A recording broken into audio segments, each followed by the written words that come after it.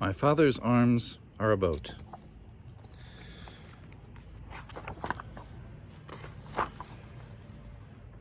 My dad isn't listening to the radio. He's sitting in the living room, where the only sound is the crackling of the fire. When I was there with him, I saw the tongues of fire lick his face. I went over and put my hand on his arm, and he patted my hand. Then I went into my room and got into bed. That was a while ago now. My bedroom door, which leads into the living room and to him, is ajar. "So that your dreams can come out to me," Daddy said when I left.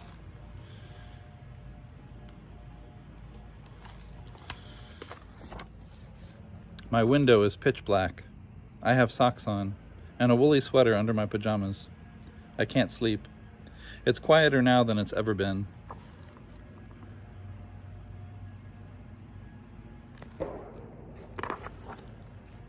I go back into the living room.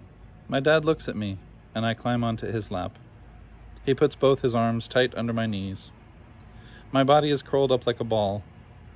I rest my head against his shoulder.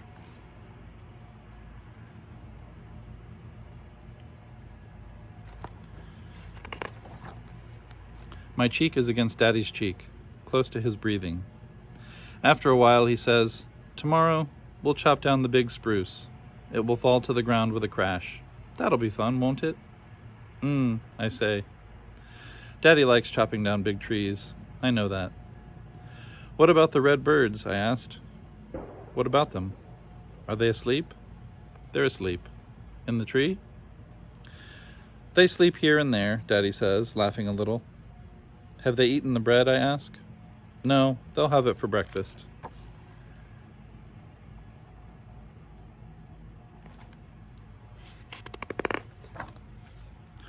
"Is the fox asleep too?" I ask. "No, the fox is out hunting." "What if the fox eats the bird's breakfast?" "Then we can put out more bread." "What if the birds wake up before us and there's no food?" "Everything will be all right," Daddy says. "The fox doesn't like bread."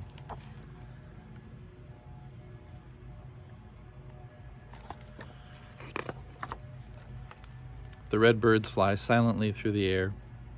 They sit on the white stone and watch me with one eye. Then they pick up pieces of bread in their beaks and fly away, to hide it somewhere high up in a tree.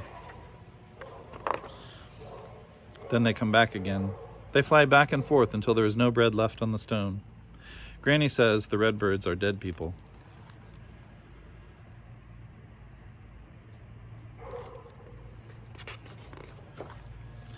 She told me that when we were at the old people's home, she told me that when we were at the old people's home.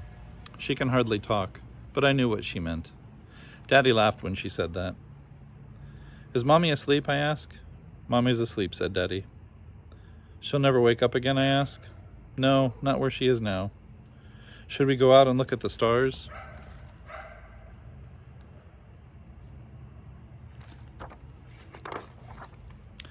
Daddy gets his sheepskin coat and puts it on the floor.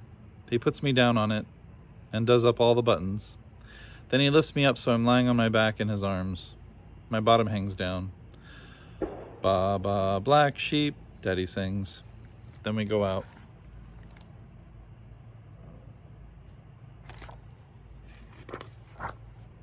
He opens the door with my dangling feet. Out on the steps, I hear him put his clogs on below me. Clack, clack, clack, clack, down the steps. It's cold on my face.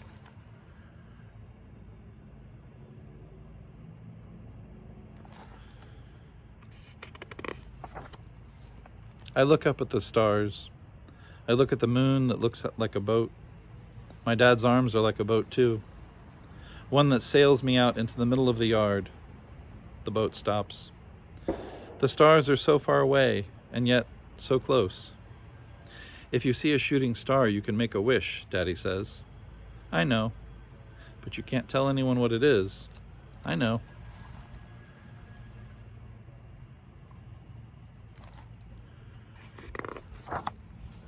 There's no bread on the white stone. We wait. I tell myself I have to make a wish at the very same moment that I see the shooting star.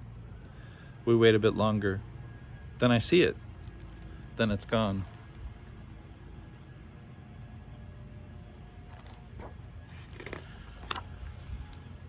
I lean my head back and look up at Daddy. His chin rubs against my forehead. His throat swallows against my head. I wonder if he made a wish. I wonder if he wished the same as me. I wonder if our wish will come true, if we wish for the same thing. Then Daddy turns me around and lifts me up. We look straight into each other's eyes. His eyes, black as night, are dark and deep in his face.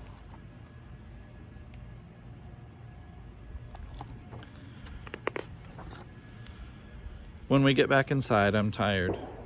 Daddy takes me out of his coat. I tell him I'm tired. You can sleep on my lap, he says. We watch the fire for a long time. I still can't fall asleep.